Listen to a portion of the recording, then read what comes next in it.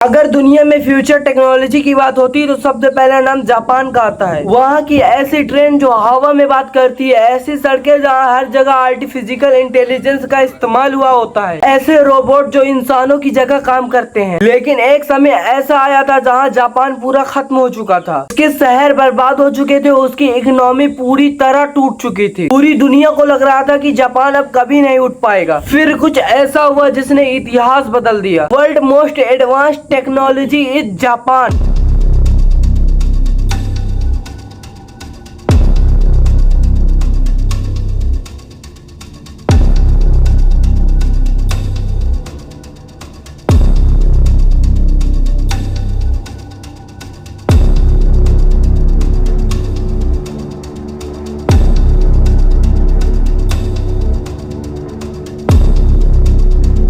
लेकिन सवाल यह है कि जो दुनिया के बाकी देश न कर पाए वो छोटा से द्वीप देश ने कैसे कर दिखाया। The history of Japan.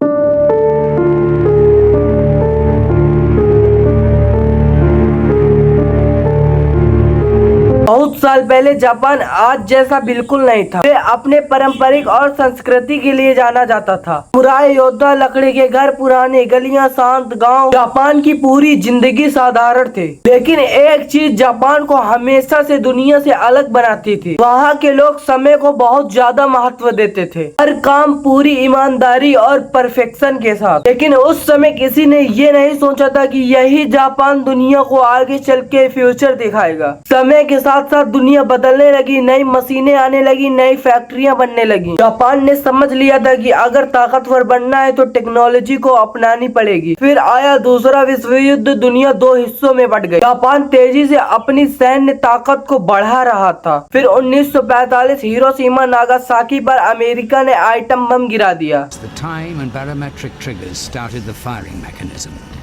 A uranium bullet fired down a barrel into a uranium target.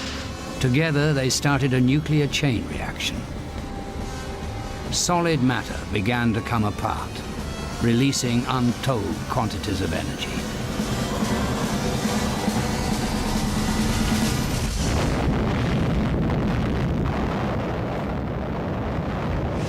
पलों में जापान मिट्टी में मिल गया, पूरा जापान अंदर तक हिल गया। फिर जापान ने फैसला किया, अब हमें दुनिया को ताकत से नहीं बल्कि टेक्नोलॉजी से हराना है। युद्ध खत्म होने बाद जापान की हालत बहुत ज्यादा खराब हो चुकी थी, उसकी इकोनॉमी पूरी तरह टूट चुकी थी। लेकिन जापान ने हार नहीं मानी। देश भर में नई फैक्ट्रियां बनाई गयी, नई मशीनें लाई गयी, टेक्नोलॉजी सीखी गयी। धीरे धीरे जापान के प्रोडक्ट दुनिया भर में मशहूर होने लगे। Camera, TV, radio, electronics. फिर पूरी दुनिया ने एक लाइन बोला, मेड इन जापान। ये सिर्फ टैग नहीं था बल्कि ये एक पहचान बन चुका था। लेकिन जापान की अभी सबसे चमत्कारी टेक्नोलॉजी बाकी थी। 1960 के दशक जापान तेजी से बदल रहा था। शहर बड़े हो रहे थे, पॉपुलेशन बढ़ रही थी। अब जापान को एक ऐसी ट्रेन चाहिए थी जो सिर्फ तेज नहीं बल्कि एक भविष्य जैसे लगे। 1964 में जापान ने दुनिया को चौंका दिया। लॉन्च हुई शिनकानसेन, दुनिया की पहली मॉडर्न बुलेट ट्रेन। उस समय लोगों को यकीन नहीं हो रहा था कि ट्रेन इतनी स्पीड में भी चल सकती है। यह सिर्फ एक ट्रेन नहीं थी बल्कि जापान का संदेश था कि अब वह वापस आ चुका है। ट्रेन की स्पीड इतनी ज्यादा थी कि लोगों ने उसे बंदूक की गोली के साथ तुलना किया। जहाँ दुनिया में ट्रेन घंटों लेट होती है, वहीं जापान में एक सेकंड भी मायने रखता है। यही चीज जापान को अलग बनाती है। आज अभी आप टोक्यो जाए तो आपको लगेगा ही नहीं कि आप वर्तमान में हैं। नियॉन लाइट, बड़ी digital screen, robot, AI system, रात में किसी साइंस फिक्शन जैसा लगता है। जापान में ऐसे होटल है जहाँ रोबोट रिसेप्शन संभालते हैं, ऐसे रेस्टोरेंट है जहाँ मशीन खाना बनाती हैं, फैक्ट्रियों में हजारों रोबोट काम करते हैं। जापान रोबोट को सिर्फ मशीन नहीं मानता बल्कि वो उन्हें भविष्य का वर्कर मानता है। और इसकी वजह भी बहुत ज्यादा दिलचस्प है। जापान की जनसंख्या बूढ़ी होती जा रही है, युवा कामगार कम होते जा रहे हैं। इसीलिए जापान एआई और रोबोट का इस्तेमाल इंसानों की मदद के लिए कर रहा है।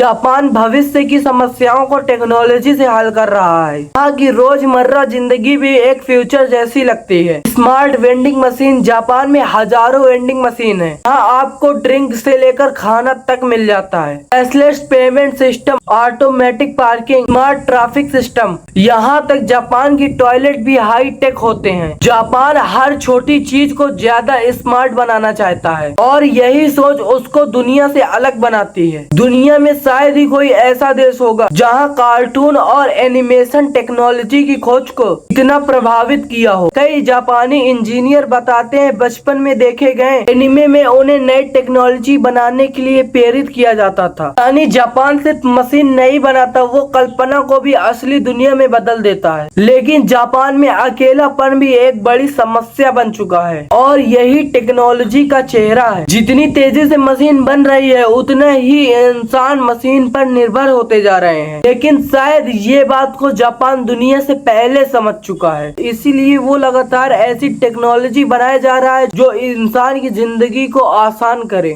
इसने ये सब कुछ डिसिप्लिन, समय की इज्जत और लगातार खुद को बेहतर बनाने की आदत, शायद इसी वजह से जापान दुनिया को हर बार चौंका देता है।